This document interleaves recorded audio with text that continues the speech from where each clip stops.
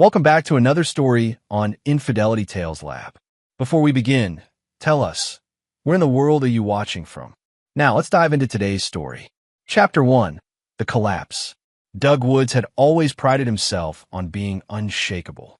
20 years in the construction business had taught him to read people like blueprints, to spot weakness in both foundations and character. But as he sat in the sterile hospital waiting room, his calloused hands trembling around a lukewarm coffee cup, he felt his world tilting on its axis. Emma, his 10-year-old daughter, had collapsed during recess.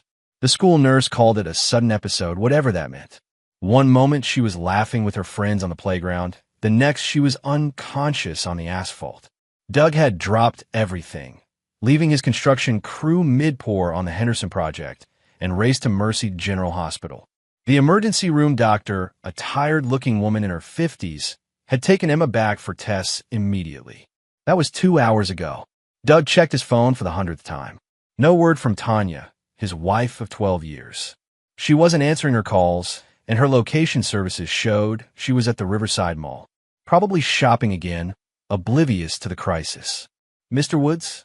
A young nurse with worried eyes approached him. Her scrubs were wrinkled, and she kept glancing back toward the emergency department doors. Sir, I need you to call your wife right now. She needs to get here immediately. Doug's blood ran cold. What? Why? No time to explain. Just hurry. The nurse's voice cracked with urgency. With shaking hands, Doug grabbed his phone and dialed Tanya's number again. This time she answered on the first ring. Doug? What's wrong? I saw your missed calls. Emma's in the hospital. You need to get here now. Mercy General, Emergency Department. Oh my God, what happened? I don't know yet. Just get here. The line went dead. Doug stared at his phone, then at the nurse who was still hovering nearby, wringing her hands. What aren't you telling me? Doug's voice carried the authority of a man who commanded construction sites and didn't tolerate evasion. The nurse glanced around nervously. The doctor will explain everything when your wife arrives. The test results, they're concerning. Very concerning. 30 minutes later, Tanya burst through the emergency department doors. Her blonde hair was perfectly styled, her makeup immaculate despite the supposed rush. She wore a new dress Doug didn't recognize and carried a shopping bag from Victoria's Secret. For a woman racing to the hospital for her daughter's emergency, she looked remarkably put together. Where is she? Where's Emma? Tanya's voice was shrill, but Doug caught something else underneath the panic. Was that relief? Dr. Patricia Hernandez emerged from the back, her expression grim. Mr. and Mrs. Woods? Please follow me to a private room. They settled into uncomfortable chairs in a small consultation room. Dr. Hernandez closed the door and took a deep breath. Your daughter is stable, but I need to discuss her test results with you. Emma has benzodiazepine in her system, specifically lorazepam. It's an anti-anxiety medication that's extremely dangerous for children and can cause the kind of collapse she experienced. Doug felt the room spin. That's impossible. Emma doesn't take any medications.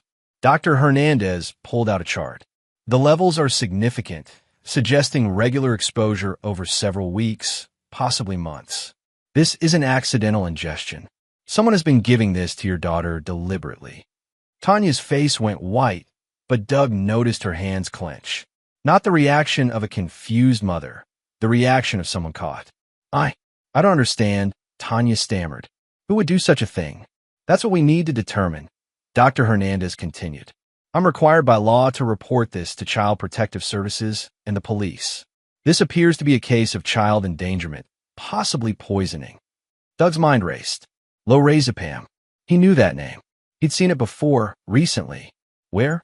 It hit him like a sledgehammer to the gut. Tanya's purse. 2 weeks ago, he'd been looking for breath mints and found a prescription bottle with that exact medication. When he'd asked about it, she'd said it was for her nerves and that her doctor had prescribed it for her job stress. She worked part-time at a dental office, hardly a high-stress career. But why would Emma have it in her system unless? Doug looked at his wife, really looked at her. The new clothes, the perfect appearance despite the emergency, the way she'd been working late so many nights, the mysterious phone call she took in the other room. The pieces started falling into place with devastating clarity. "Doctor," Doug said slowly, "I need to speak with my wife privately for a moment." Dr. Hernandez nodded. "I'll give you 5 minutes. Then we need to discuss next steps." When the door closed, Doug turned to face Tanya. His voice was barely above a whisper, but it carried the weight of a wrecking ball. "You've been drugging our daughter." Tanya's perfectly applied mascara started to run. "Doug, you've been giving her your anxiety medication to make her sleep so you could sneak out, so you could cheat." The accusation hung in the air like poison gas. Tanya's mouth opened and closed, but no sound came out. "How long?" Doug's voice was getting quieter, more dangerous. "How long have you been poisoning my daughter to cover up your affair?" Chapter 2. The Unraveling Truth. Tanya's composure cracked like thin ice under pressure. "Doug, please, let me explain." "Explain." Doug stood slowly, his 6'3" frame casting a shadow over his wife. "Explain how you've been drugging our 10-year-old daughter? Explain who you've been fucking while Emma lay unconscious in her bed." The crude word hit Tanya like a slap. In 12 years of marriage, Doug had never spoken to her that way. He'd been raised by a religious grandmother who taught him to treat women with respect. But respect was earned, and Tanya had just lost every ounce she'd ever possessed. "It's not what you think," she whispered. "Then tell me what it is." Tanya looked toward the door as if planning an escape, but Doug's presence blocked any exit. I met someone. At work. It started innocently, just coffee, but you decided to drug our daughter so you could sleep with him. Only gave her half a pill, just enough to help her sleep deeper. I thought it would be better if she didn't know I was gone." Doug's hands clenched into fists. In his line of work, he'd learned to control his temper. Construction sites were dangerous enough without hotheads swinging hammers. But right now, he wanted to put his fist through the wall. Better for who? Better for you, so you could whore around without consequences. Tanya flinched. "Don't call me that. What would you prefer? Child abuser? Because that's what you are, Tanya. You poisoned our daughter. She could have died." The truth of it seemed to hit Tanya for the first time. Her face crumpled, and she began to sob. "I'm so sorry, Doug. I never meant for this to happen. I love Emma." "Don't." Doug's voice cut through her tears like a blade. "Don't you dare say you love her. People who love their children don't drug them. They don't risk their lives for a quick fuck with some loser." A knock on the door interrupted them. Dr. Hernandez entered with a police officer, a tall man with graying temples who introduced himself as Detective Anthony Andrews. "Mr. and Mrs. Woods, I need to ask you some questions about your daughter's condition." Doug looked at Tanya, giving her one last chance to confess. She remained silent, still crying into her hands. "Officer, I believe my wife has been giving Emma medication without my knowledge or consent." Detective Andrews pulled out a notepad. "What kind of medication?" "Lorazepam. My wife has a prescription, and I believe she's been giving it to Emma to make her sleep while she—" Doug paused, choosing his words carefully. "While she conducted an extramarital affair." The detective's eyebrows rose. "Ma'am, is this accurate?" Tanya looked up, her makeup completely ruined. I made a mistake. I only wanted Emma to sleep better. I didn't think." "How long has this been going on?" Detective Andrews asked. Maybe 6 weeks." Doug felt something cold and hard settle in his chest. 6 weeks. 6 weeks of poisoning his daughter. 6 weeks of betrayal. "Ma'am, I'm going to need you to come to the station for questioning. Mr. Woods, you'll need to speak with Child Protective Services. Given the circumstances, Emma will need to remain in the hospital for observation, and there will be an investigation into her living situation." The next few hours passed in a blur of forms, interviews, and devastating revelations. Tanya was arrested on charges of child endangerment and administered medication without a prescription. Emma woke up groggy but alive, asking for her mother with innocent eyes that nearly broke Doug's heart. As evening fell, Doug sat alone in Emma's hospital room, watching his daughter sleep naturally for the first time in weeks. Detective Andrews had given him preliminary details about Tanya's affair. The man's name was Kirk West, a pharmaceutical sales representative who frequented the dental office where Tanya worked. He was married with 2 kids of his own. Doug's phone buzzed with a text from his foreman. "Henderson, pour finished clean." Take all the time you need, boss. But Doug wasn't thinking about concrete or construction schedules.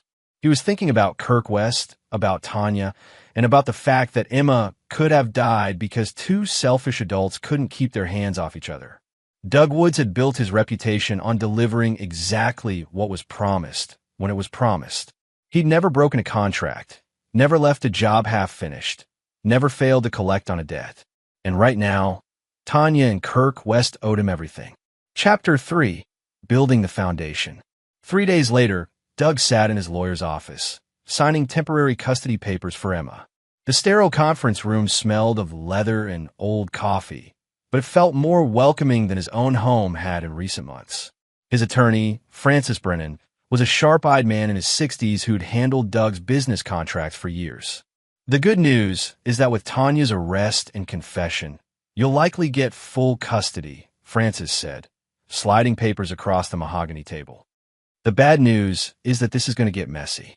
Her lawyer is already talking about claiming it was postpartum depression, even though Emma's 10 years old. Doug signed his name with deliberate strokes. Can he use that defense? They can try anything. But drugging a child for 6 weeks to facilitate an affair? No jury's going to buy a mental health excuse for that. Emma was staying with Doug's sister-in-law, Carrie Lawson, while the investigation continued. Carrie was Tanya's younger sister, but she called Doug the moment she heard about the arrest. I always knew something was wrong with Tanya, Carrie had said, but I never imagined this. Doug appreciated Carrie's support, but he knew family loyalty was complicated. Today, however, he had bigger concerns than domestic arrangements. After leaving the lawyer's office, Doug drove to the offices of Riverside Dental Associates. The building was a converted Victorian house painted in cheerful yellow, with a sign promising gentle care for the whole family. Doug had been here exactly twice, once when Emma needed a filling and once for Tanya's company Christmas party. He parked across the street and waited. At 12:15, a silver Mercedes sedan pulled into the lot. Doug recognized the man who stepped out from the DMV records Francis had obtained. Kirk West, 34 years old, married to Veronica West, father to 2 young children. He was shorter than Doug had expected, maybe 5'10", with the kind of artificial tan and carefully styled hair that screamed vanity. Kirk walked into the dental office with the confidence of a man who had no idea his world was about to collapse. Doug waited another hour before a red Honda Civic pulled up. He recognized the woman who got out, Michelle Craig, the office manager at Riverside Dental. Doug had met her at the Christmas party, a gossipy woman in her 40s who seemed to know everyone's business. Doug approached her as she walked toward the building. Michelle? I'm Doug Woods, Tanya's husband. Michelle's face immediately shifted to an expression of awkward sympathy. Oh, Doug, I heard about. Well, I'm so sorry about everything. I was hoping I could talk to you about Kirk West. Michelle glanced toward the building nervously. I don't think I should.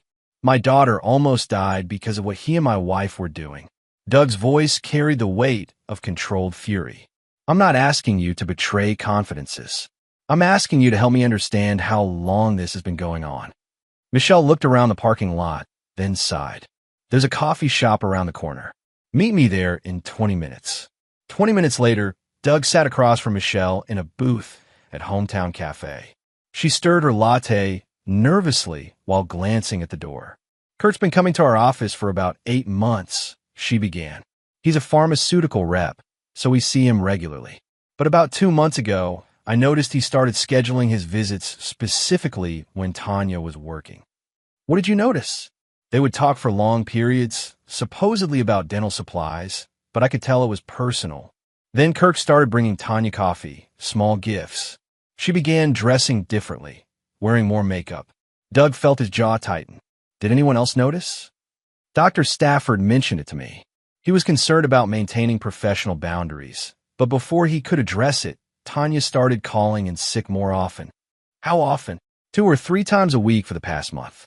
She'd call an hour before her shift, claiming Emma was sick or she had a family emergency. So Tanya had been lying to her employer too, using Emma as an excuse while she was actually drugging her. The scope of the betrayal kept expanding. Michelle, I need to ask you something else. Kurt's married, right? Yes, very much so. His wife is lovely. She's come to a few office events. Veronica, I think. They have young children. Doug thanked Michelle and left the cafe with his mind racing. Kirk West wasn't just an adulterer. He was a family man willing to destroy two households for his selfish desires. And based on what Michelle had said, he was the aggressor in pursuing Tanya. That evening, Doug sat in his home office, surrounded by files, laptop open, and a bottle of whiskey he hadn't touched. The house fell hollow without Emma's laughter echoing through the halls. Tanya's absence was less noticeable. He realized now that she'd been emotionally gone for months. Doug pulled up Kirk West's social media profiles. The man lived his life online, posting photos of family vacations, business achievements, and inspirational quotes about success and integrity. The hypocrisy was nauseating. But social media also revealed useful information. Kirk coached his son's Little League team. He was active at his church. He had recently been promoted to regional sales manager. He drove a leased Mercedes and lived in an upscale subdivision called Willowbrook Estates. Doug opened a new browser tab and began researching Willowbrook Estates. Property values, homeowner association rules, recent sales.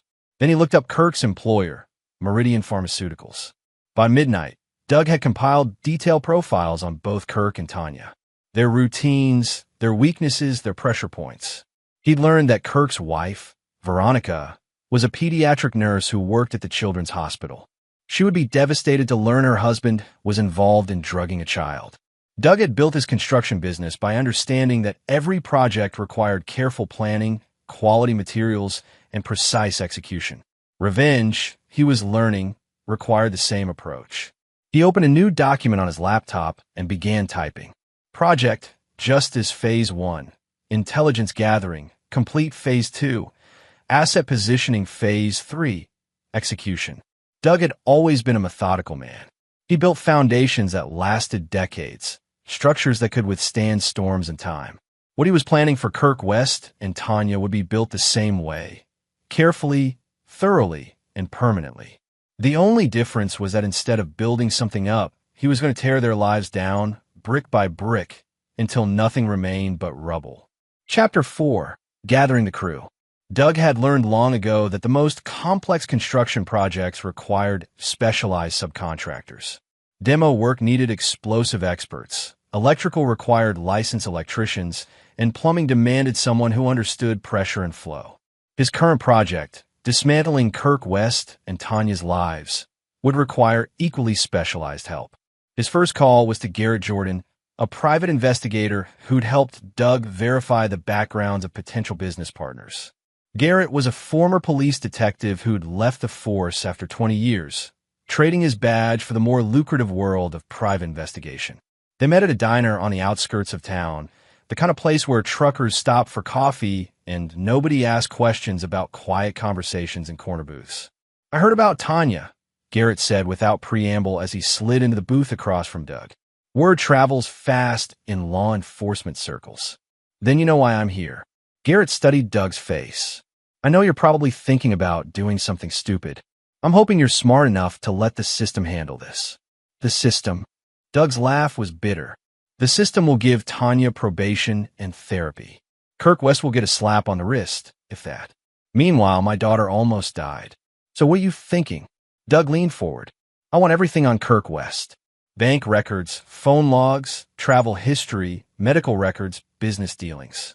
I want to know every secret he's hiding, every lie he's told, every corner he's cut. That's going to cost you. Money's not an issue." Garrett was quiet for a long moment. "Doug, I've known you for 5 years. You're not a vindictive man. You're talking about crossing lines here. They crossed the line when they poisoned my daughter. And what exactly are you planning to do with this information?" Doug met Garrett's gaze steadily. "Kirk West built his life on lies and deception. I'm going to show everyone who he really is." Garrett sighed. "I'll get you what you need. But Doug, be smart about this. Don't do anything that's going to land you in prison." 2 days later, Garrett delivered a thick folder to Doug's construction trailer. The contents were more explosive than Doug had hoped. Kirk West's financial records revealed a gambling problem he'd hidden from his wife. He'd been using company credit cards for personal expenses, including hotel rooms for his affair with Tanya. Most damning, he'd been selling prescription drug samples on the side, a federal crime that could result in prison time. This is how he got the lorazepam, Garrett explained. He's been skimming anxiety medication samples and selling them to people without prescriptions. Your wife wasn't buying it on the street. She was getting it directly from Kirk. Doug felt a cold satisfaction settle in his chest. Kirk wasn't just an adulterer. He was a drug dealer who'd contributed to poisoning a child. There's more, Garrett continued. I tracked his phone records. He's been having affairs for years. Tanya wasn't his first, and based on recent call patterns, she wasn't his last. The folder contained printed screenshots of text messages between Kirk and 3 different women, including a nurse at the hospital where his wife worked and a client from his pharmaceutical sales route. The messages were explicit and damning. One more thing, Garrett said. Kirk's up for a major promotion next month. Regional director position that would double his salary. The company's doing extensive background checks for the position. Doug closed the folder. Perfect. His next call was to Wendell Joyce, a man who specialized in a very different kind of problem solving. Wendell ran a small electronics business, but his real expertise was in security systems and surveillance. He'd helped Doug catch employees stealing from job sites in the past. I need comprehensive surveillance on 2 targets, Doug told Wendell over the phone. Audio and video, everything. I want to know every move they make, every conversation they have, every person they meet. That's going to require some creative installations. Are we talking about your wife and her boyfriend? Yes. Wendell was quiet for a moment. Doug, I heard about Emma. If you need this for legal reasons, to protect your custody case, I understand. But if you're planning something extra legal, I'm planning to give them exactly what they deserve. 3 days later, Wendell had installed micro cameras and audio devices in locations where Kirk and Tanya were likely to meet. The technology was sophisticated enough to capture clear video and audio from significant distances. The first recordings were devastating. Kirk and Tanya met at a hotel 2 towns over, apparently unaware that Tanya's arrest had compromised their secret. Their conversation revealed the true scope of their callousness. My lawyer says I'll probably get probation, Tanya said on the recording. A year of therapy and community service. What about Doug? Kirk's voice was clear despite the long-range microphone. He'll get over it. He always does. Doug's not the type to hold grudges. Doug paused the recording and laughed. It was a sound devoid of humor. Kirk's voice continued. My wife still doesn't know anything. As far as she's concerned, I've been working late on client meetings. What about after this whole thing dies down? Can we still see each other? We'll be more careful. Maybe rent an apartment across town. Somewhere Doug won't think to look. Doug stopped the recording. They were planning to continue their affair, even after nearly killing Emma. They felt no remorse, no guilt, no responsibility for what they'd done. But the most revealing part came 20 minutes later in the recording. I still can't believe you gave her that much medication, Kirk said. You said it would just make her sleep deeper. I said half a pill, Tanya. Half a pill once a week, not every night for 6 weeks. Jesus Christ, you could have killed her. But I didn't. She's fine. She collapsed at school and nearly went into a coma. That's not fine. Well, maybe if you'd found us a better place to meet, I wouldn't have needed to drug her so often. The casual way they discussed poisoning his daughter made Doug's vision go red. They were arguing about technique, not morality. They saw Emma as an obstacle to their convenience, nothing more. Doug had what he needed. Now it was time to start construction on their destruction. Chapter 5, Breaking Ground. Doug's demolition of Kirk West's life began with surgical precision.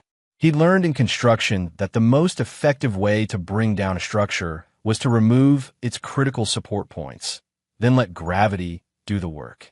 His first target was Kirk's promotion.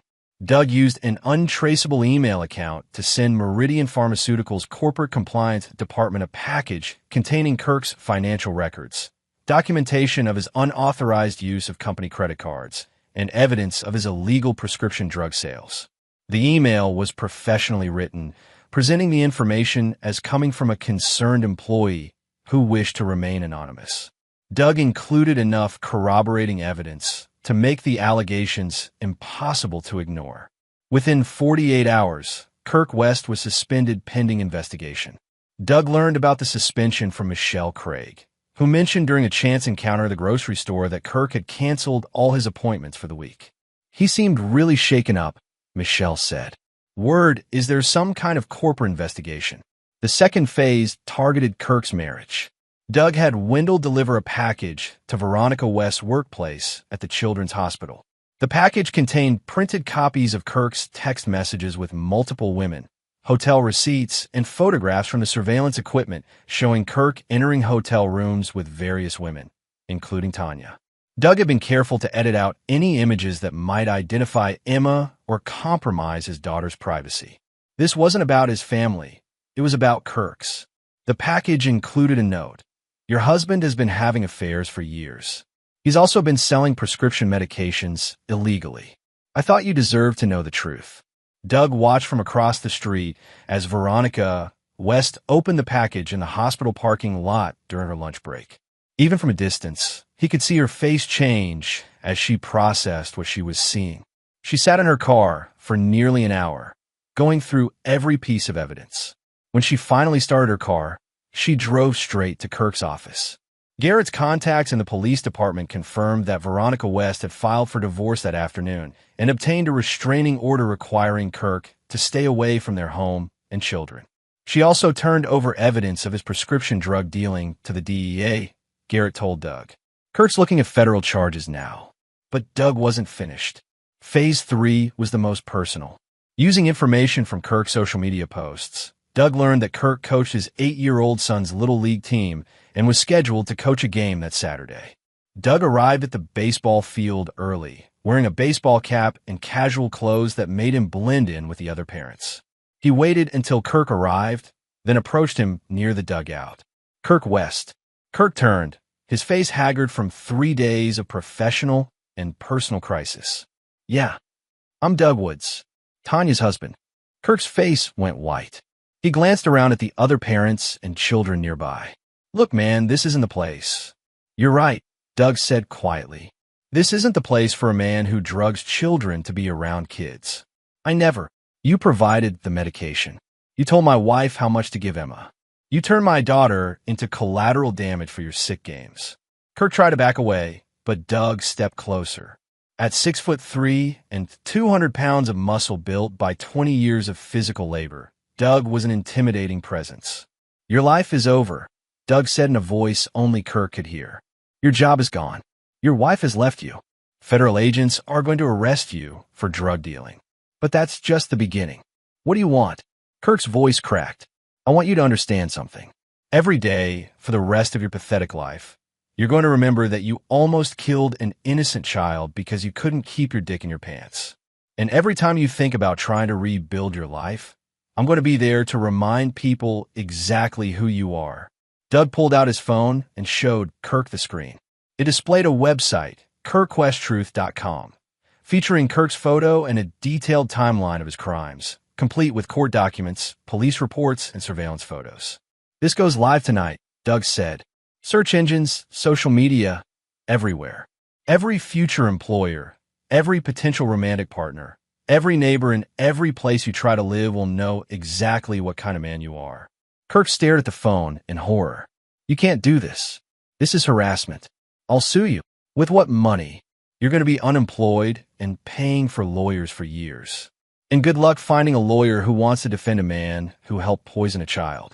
Doug looked around at the baseball field, at the children playing and laughing. You know what the best part is? Your own son is going to grow up knowing his father is a child abuser. That's your legacy, Kirk. Kirk's composure finally broke. Please, man, I made a mistake. I'm sorry about Emma. I really am. But my kids don't deserve this. You should have thought about your kids before you started dealing drugs and fucking married women. Doug's voice remained calm, which made his words even more terrifying. You should have thought about Emma before you helped poison her. Doug started to walk away, then turned back. Oh, and Kirk, if you ever contact my wife again, if you ever come within a mile of my daughter, if you even think about trying to rebuild your life in this town, I'll make what's happening to you now look like a vacation. As Doug walked back to his truck, he could hear Kirk's phone buzzing with text messages and calls. The website had gone live automatically, and social media alerts were already spreading the news. By Monday morning, Kirk West's name would be synonymous with child endangerment and prescription drug dealing throughout their community. His coaching position would be terminated, his church membership revoked, and his neighbors would cross the street to avoid him. Doug had been methodical, thorough, and completely legal. Everything he'd revealed was documented fact, obtained through legitimate means. Kirk could sue for harassment, but he'd have to explain in court why being exposed for his actual crimes constituted harassment. Now it was Tanya's turn. Chapter 6: Structural Damage. Tanya's destruction required a more delicate approach. Unlike Kirk, she was still Emma's mother, and Doug needed to be careful not to do anything that might negatively impact his custody case. But that didn't mean she would escape consequences. Doug's first move was financial. As Tanya's husband, he had legal access to their joint accounts and credit cards. Working with Frances Brennan, Doug froze all joint assets pending the divorce proceedings. He also canceled Tanya's credit cards and removed her access to their savings account. She'll have access to funds for necessities through the court, Frances explained. But her shopping sprees and luxury spending are over. Tanya learned about the financial restrictions when her credit card was declined at a boutique clothing store.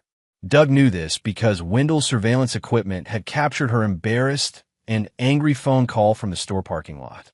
"You can't do this," she screamed into her phone. "These are my cards too." But Doug could do it, and he had. Tanya was learning that actions had consequences, and her consequences were just beginning. The second phase involved Tanya's workplace. Doug didn't need to lie or manipulate. He simply had to make sure the right people knew the truth. He sent copies of the police reports and court documents to Dr. Marco Stafford, the owner of Riverside Dental Associates.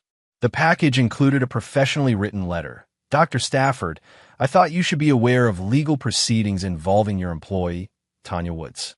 Given that she has been charged with child endangerment and drugging a minor, you may want to consider whether she should continue working in a healthcare environment around children." Dr. Stafford fired Tanya within 24 hours. Not only was her criminal case a liability issue, but the revelation that she'd been lying about sick days and using Emma as an excuse made her continued employment impossible. Tanya's third blow came from an unexpected source: her own family. Carrie Lawson had been taking care of Emma during the investigation, and Emma had begun opening up about the months leading up to her collapse. The innocent revelations of a 10-year-old painted a devastating picture of Tanya's negligence. "Mommy used to give me special vitamins to help me sleep better," Emma told Carrie one evening. She said they were just for big girls who needed extra rest.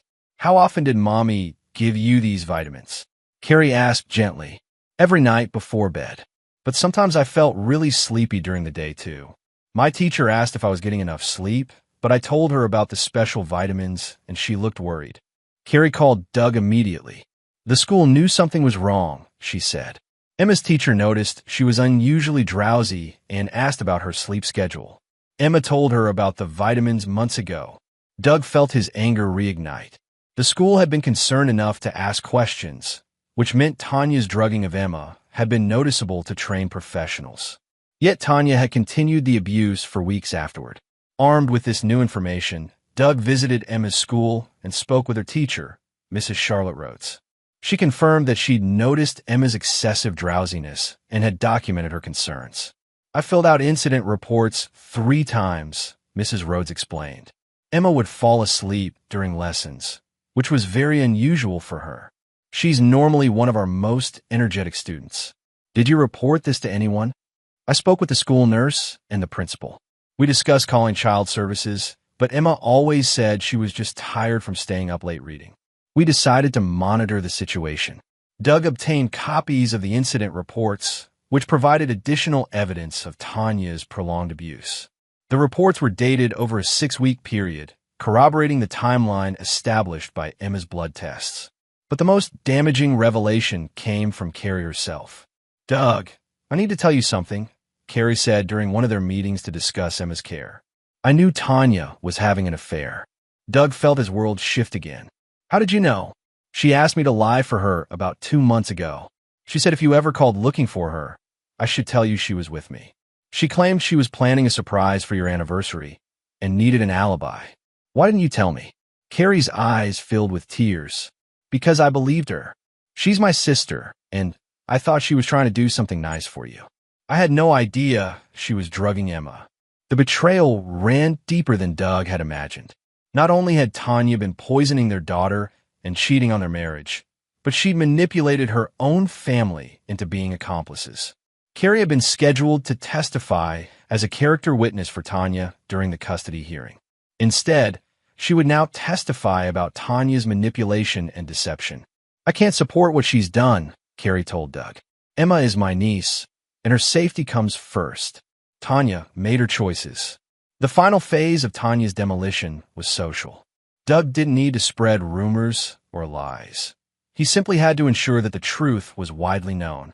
He created a detailed timeline of events and shared it with their mutual friends, neighbors, and acquaintances. The timeline included court documents, medical records, and police reports, all public information that painted an undeniable picture of Tanya's actions. The response was swift and devastating. Friends who had known Tanya for years cut off contact. Neighbors who had previously chatted with her over backyard fences now looked away when she passed. The other mothers at Emma's school refused to acknowledge her presence. Tanya found herself completely isolated, unemployed, and facing criminal charges. She was living in a small apartment across town, subsisting on court-mandated support payments that barely covered her basic needs. But Doug wasn't finished. He had one more devastating blow planned for both Tanya and Kirk, something that would ensure they could never recover from what they'd done. Chapter 7. The Foundation Cracks. 6 weeks after Emma's collapse, Doug received a call that changed everything. Detective Andrews' voice was tense with urgency. Doug, we need to talk. There's been a development in Emma's case. They met at the police station, where Detective Andrews spread a series of photos across his desk. The images showed prescription bottles, cash, and what appeared to be a drug transaction taking place in a parking lot. We've been investigating Kirk West's prescription drug operation, Detective Andrews explained. What we found is bigger than we initially thought. Kirk wasn't just selling samples. He was running a full distribution network. Doug studied the photos. What does this have to do with Emma? Kirk was selling lorazepam and other controlled substances to at least 15 people in the area. But here's the thing. Some of his clients were parents. The implication hit Doug like a physical blow. Other children. We've identified at least 3 other cases where parents were giving their children unprescribed medication obtained from Kirk West. 2 were using it to control ADHD symptoms without proper medical supervision. 1 was using it exactly like your wife, to make their child sleep deeper during parental activities they wanted to hide. Detective Andrews pulled out another file. The other child who was being drugged for parental convenience? She's 6 years old. She's been hospitalized twice in the past month for unexplained fatigue that doctors couldn't diagnose. Doug felt sick. Kirk West hadn't just enabled Tanya's abuse of Emma. He'd been facilitating child abuse throughout their community. There's more, Detective Andrews continued. The DEA raided Kirk's storage unit yesterday. They found enough controlled substances to supply a small pharmacy. Kirk wasn't just skimming samples. He was stealing entire shipments from Meridian Pharmaceuticals. The detective slid another document across the desk. Kirk's been arrested on federal charges: drug trafficking, distribution of controlled substances to minors, theft of pharmaceuticals, and conspiracy to commit child endangerment. He's looking at 25 to life. Doug absorbed this information with grim satisfaction. Kirk West's crimes were far more extensive than anyone had realized. The man who had helped poison Emma was a major drug dealer who had endangered countless children. What about the other parents involved? All facing charges. The 6-year-old's mother has been arrested for child endangerment and aggravated child abuse. The others are being charged based on the evidence we've gathered. Detective Andrews leaned back in his chair. Doug, I want you to know that your decision to push for a full investigation probably saved other children's lives. If you just accepted Tanya's plea deal and moved on, we never would have uncovered Kirk's operation. That evening, Doug sat in his living room with Emma, who had finally been cleared to come home. She was still undergoing therapy to process the trauma of her mother's betrayal, but she was resilient and strong, qualities she'd inherited from Doug. Daddy, Why did Mommy give me those medicines? Emma asked during one of their quiet conversations. Doug had struggled with how to explain the situation in terms a 10-year-old could understand. Sometimes grown-ups make very bad choices, sweetheart. Mommy made choices that hurt you, and that was never okay. Is that why she can't live with us anymore? Yes. My job is to keep you safe, and I can't do that if someone who hurt you is in our house. Emma nodded solemnly. I like living with just you and Aunt Carrie helping. It feels safer. The custody hearing was a formality after the federal charges against Kirk were announced. The judge awarded Doug full custody with supervised visitation for Tanya, pending the completion of her criminal case and mandatory therapy. But Doug had one final revelation that would destroy any possibility of Tanya rebuilding her life. Working with Garrett Jordan, Doug had traced the timeline of Tanya's affair more precisely. What they discovered was that Tanya hadn't just been cheating. She'd been planning to leave Doug and take Emma with her. Garrett had found evidence that Tanya and Kirk had been looking at apartments together, researching custody laws, and even consulting with a lawyer about divorce proceedings, all while they were drugging Emma. She wasn't planning to stop the medication, Garrett explained. Based on the evidence, they were going to continue drugging Emma to manage her during the transition to their new life together. The most damning evidence was a text message from Tanya to Kirk. We'll have to keep giving her the pills until she adjusts to the new arrangement. Maybe we can wean her off them gradually once we're established. They had been planning to continue poisoning Emma indefinitely, treating her like an inconvenient obstacle to their happiness rather than a human being who deserved protection and love. Doug presented this evidence to the prosecutor handling Tanya's case. The revelation that she had been planning to continue the abuse as part of a broader scheme to abandon her marriage transformed her charges from simple child endangerment to conspiracy to commit aggravated child abuse. Tanya's plea deal was revoked. She would now face trial on felony charges that carried a potential sentence of 5 to 15 years in prison.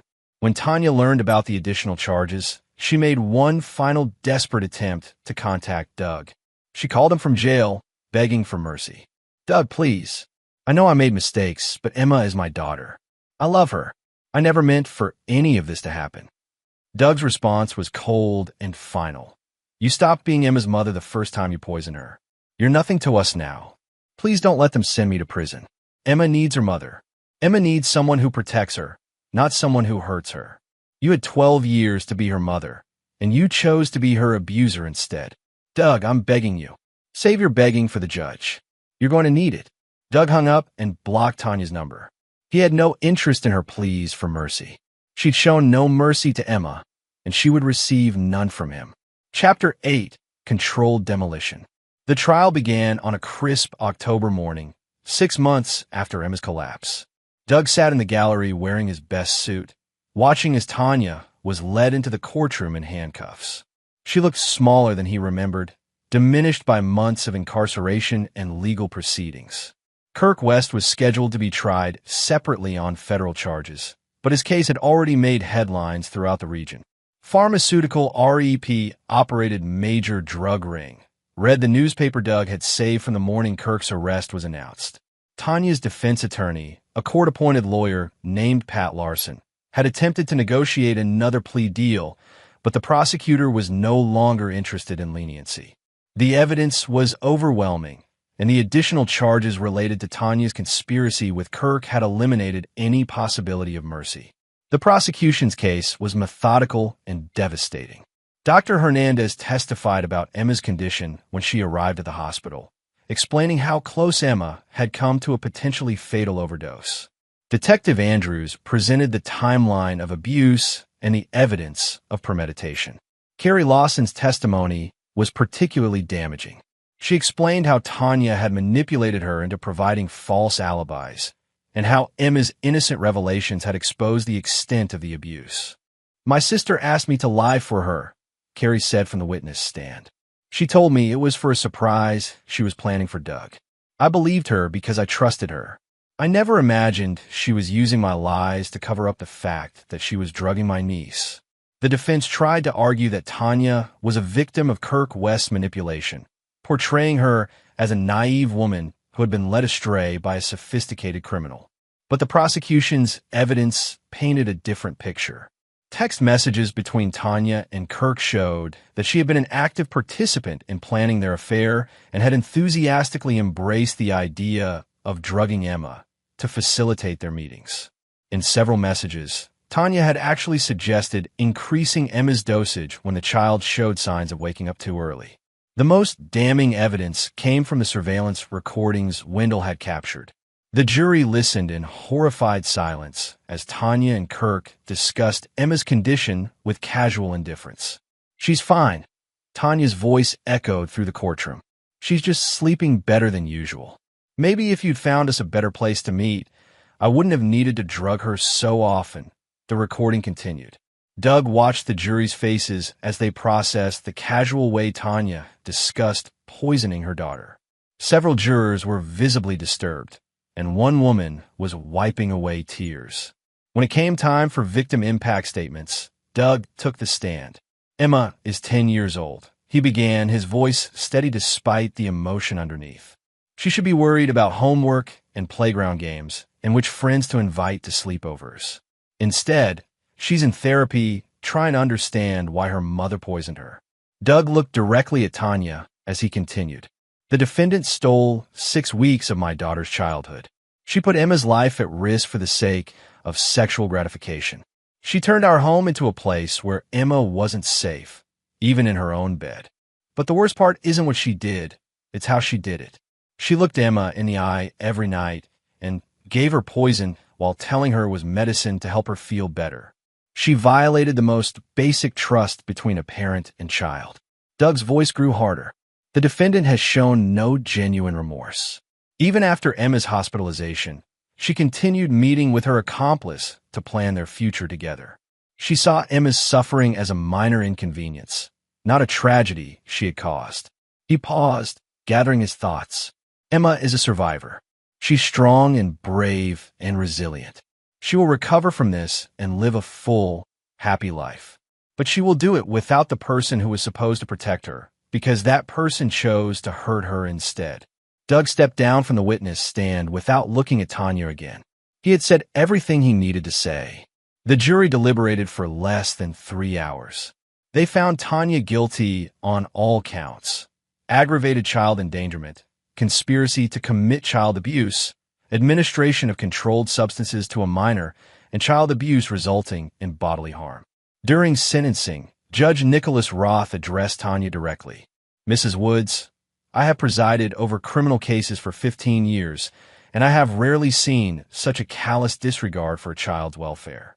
You systematically poisoned your own daughter for weeks, not out of mental illness or desperation, but for your own convenience and pleasure. The evidence shows that you were fully aware of the risks you were taking with Emma's life, yet you continued the abuse because it served your purposes. You showed no mercy to a helpless child, and this court will show none to you. I hereby sentence you to 12 years in state prison, with the possibility of parole after 8 years. You are permanently prohibited from unsupervised contact with any minor, including your daughter. Your parental rights are hereby terminated." The gavel fell with finality. Tanya collapsed into sobs as the bailiff approached to lead her away. She turned toward Doug with desperate eyes, but he was already walking out of the courtroom with Emma, who had been waiting in the hallway with Carrie. "Is it over, Daddy?" Emma asked as they walked to the parking lot. "It's over, sweetheart. You're safe now." Chapter 9: New Foundations. 2 years later, Doug stood in the backyard of their new house, watching Emma play with their neighbor's children. She was 12 now, taller and more confident, with no visible scars from the trauma she'd endured. The therapy had helped, but more importantly, she'd been surrounded by love and security ever since. The new house was in a different school district, a fresh start where Emma could grow up without the whispers and stares that had followed her in their old neighborhood. Doug had sold the construction business and started a smaller company that allowed him to work from home more often. Emma's well-being had become his priority above all else. Carrie still helped with childcare, and she'd become like a second mother to Emma. The rest of Tanya's family had initially tried to maintain relationships, But Doug had made it clear that anyone who supported Tanya's actions wasn't welcome in Emma's life. Family loyalty had limits, and those limits were Emma's safety and emotional health. Kirk West had been sentenced to 28 years in federal prison. His wife Veronica had moved across the country with their children, changing their names to escape the notoriety of their father's crimes. The last Doug had heard, Kirk's drug distribution network had been responsible for at least 12 cases of child endangerment, making him one of the region's most notorious criminals. Tanya had served 2 years of her sentence when she'd written to Doug, begging for a chance to see Emma. Doug had thrown the letter away without finishing it.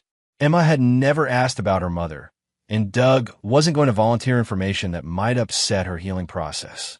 He'd kept detailed records of everything: police reports, medical records, court transcripts, and evidence of Tanya and Kirk's crimes.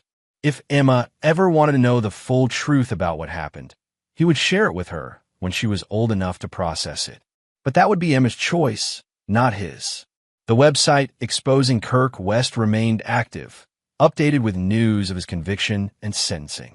Doug occasionally received messages from other parents whose children had been endangered by Kirk's drug operation, thanking him for pursuing justice.